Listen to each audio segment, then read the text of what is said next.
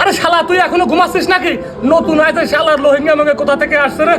ওঠ শালা, সবাই খারাপ রয়েছে বাইরে তোর জন্য ডেট হবে। ভাই মাত্র তো সকাল 6টা বাজে, এই কারণে আম্মা কইছিল বাবা রে বিদেশ যাস না, বিদেশ অনেক কষ্টের। ভাই আমি বুঝতে পারতেছি, আজকে প্রবাস জীবনে আমার প্রথম দিন ডিউটি, আমি উঠতে পারি না ঠিক মতে, আর বাড়িতে আমি 10টা পর্যন্ত ঘুমাইতাম। শ্বশুর বাড়ি পাইছো শালা, এখন বুঝবি প্রবাস জীবন কত কঠিন, কত ভয়ঙ্কর। ভাই ঠিক হয়েছেন, কি করবো ভাই কর, দেশে থেকে কত পড়াশোনা করছি কিন্তু কোনো চাকরি পাই নাই বুঝছেন। আমরা তো মামু কালো নাই, রেন্ট ফেন্ট কইরা বিদেশ আইছি কিছু টাকা কামানোর লাইগা, প্রতিষ্ঠিত হওয়ার লাইগা, কিছু করার নাই ভাই বুঝছেন। ঠিক আছে আমি রেডি হয়ে যাইতেছি। আরে ভাই তুমি বুঝবা কি, তুমি তো আজ 2-3 আইছো বিদেশ, আর আমরা প্রবাস জীবন পার করতেছি 8-10 বছর। বুঝবা না, কয়দিন গেলেই বুঝবা তেল আর জল কিভাবে এক হয়। কি আর করার আছে, বিদেশ জন কামলাই তামাইছি, ঘুম তো হারাম করণের লাগবো। শালা এখন বুঝবি প্রবাস জীবন কি।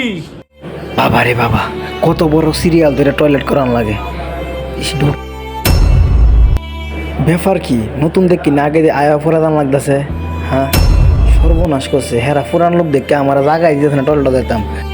আর বাড়িতে থাকতে টয়লেটে বয়ে বয়ে মোবাইল টিপছি, কেউ ডাকও দিছে না।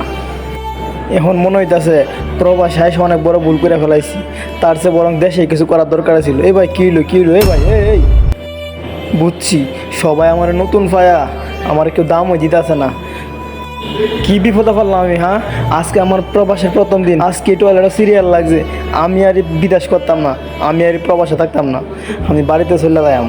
আমার পরে আয়া আমার আগে জায়গা, কত বড় সাহস, যার যাইতাম না।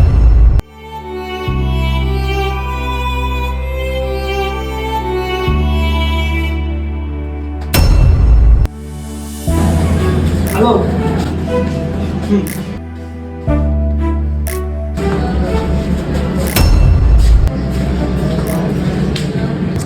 আমার মানি ব্যাগ কোনে গেল রে? খুঁজে ভাবতে দিন। এই আমার মানি ব্যাগ পাইছোস? আমার মানি ব্যাগ পাইছোস? ওই মানি ব্যাগ পাইছোস না নিছোস? ভাই কি কইতাছেন আপনি? আপনার মানি ব্যাগ আমি কই পাইতাম? আমি তো আপনার মানি ব্যাগটা ব্যাগ দেখছি না ভাই।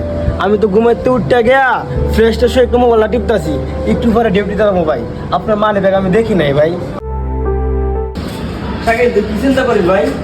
2 দিন আগে আমার মানি ব্যাগ আর আছে, এই মানি ব্যাগের ভিতরে আমার যাবতীয় তথ্য, কার্ড ছিল, আইডি কার্ড, এটিএম, টাকা উঠানোর কার্ড, ওই ভিসা টিসা দিয়ে মেলাগুলো কার্ড ছিল।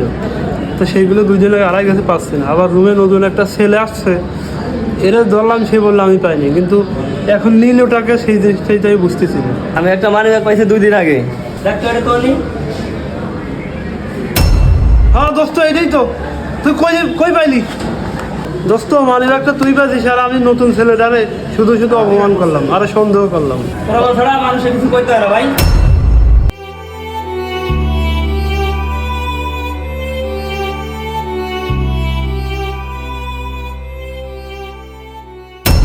আরে কি রে ভাই, তুই এরকম ব্যাগ নিয়ে তুই বুঝলাম না বিষয়টা কি, কোনো সমস্যা হয়েছে? আবার কাজেও যাইস নাই, বস রাগ করতেছে তোর। ভাই আমি কি চিন্তা করছি জানেন? আমি আর এই প্রবাসে থাকতাম না ভাই। এই প্রবাসের মানুষগুলা খুবই বেইমান ভাই, অন্যায় না করলেও দোষী সাব্যস্ত হইতে হয় ভাই। আমি এই প্রবাসে থাকতাম না, আমি আজকে আমার মায়ের কাছে চলে যাবো ভাই, আমি আমার বাড়িতে চলে যাবো, আমি আমার দেশে চলে যাবো ভাই। আরে এগুলো কি বলিস ভাই তুই? প্রবাস জীবন মানে হচ্ছে অনেক কষ্ট। আরে ভাই যখন আমরা প্রথম আসছিলাম, যারা আমাদের সিনিয়র ছিল, ওদের কোনো সমস্যা হলে মারতো, আমাদের অনেক অপবাদ দিত। কষ্ট দুঃখ করেই কিন্তু আসতে হয়, থাকতে হয়, কারণ বাপ মা অনেক কষ্ট করে ঋণ করে আমাদেরকে টাকা পয়সা দিয়েছে। ভাই তুই আমার ছোট ভাই মানুষ, তোর কাছে আমি অনুরোধ করি, কয়দিন গেলে তুই অভ্যস্ত হয়ে যাবি, তুই বিদেশ থেকে যাইস না ভাই। তোর বাপ মা অনেক কষ্ট করে, অনেক আশা করে তোকে বিদেশ পাঠাবে, তুই থেকে যা ভাই, তুই যাইস না, তোর দোহাই লাগে ভাই, তুই যাইস না ভাই, তুই যাইস। ভাই বিদেশ ভাই সবাই খারাপ না, ভালো আছে ভাই। দেখুন আপনি আপনি কত সুন্দর করে আমার বুঝাইতেছেন ভাই, আমরা এই রুমের ভিতরে আপনার মতো মানুষ একটা হয় না ভাই। কিন্তু ভাই দেখেন আমার আম্মার লাগি, আমার আব্বার লাগে আমার ভিতরে ভাই কি করে, আমার অনেক খারাপ লাগে ভাই। আমি আমার আম্মা আব্বা ছাড়া, আমার ফ্যামিলি ছাড়া আমি বিদেশ থাকতে পারবো না ভাই। আমি চলে যাবো ভাই, আমি চলে যাবো। আচ্ছা তুই যে চলে যাবি, তোর বাপ মার কাছ থেকে এতগুলো টাকা দিয়ে তুই বিদেশে আসলি, সব টাকা তোর নিজের ছিল? না ভাই, আমার আব্বা কৃষি কাজ করে, আমার আব্বা কষ্ট কইরা, আমার আম্মা মানুষের কাছে দৌড়াদৌড়ি কইরা, রেন্ট ফিন কইরা, সুদের উপর টাকা এনে আমার প্রবাসে পাঠাইছে ভাই। কিন্তু ভাই প্রবাস জীবনটা না ভাই জেলখানার মতো লাগতেছে। আর প্রবাসের মানুষগুলো না ভাই নিজের স্বাস্থ্য বোঝা ভাই। আমি কেমন থাকবো বলেন এই প্রবাসে ভাই? আরে ভাই শোন, তুই পাগলামো করিস না। তুই একটা মাস কষ্ট করে দেখবি তো সব অভ্যস্ত হয়ে গেছে, তুই সব কিছু ভাই দেখো, দেখবি তো চলবে চলবে। তুই একটা মাস কষ্ট কর ভাই, তুই আমার কথা শুনবি।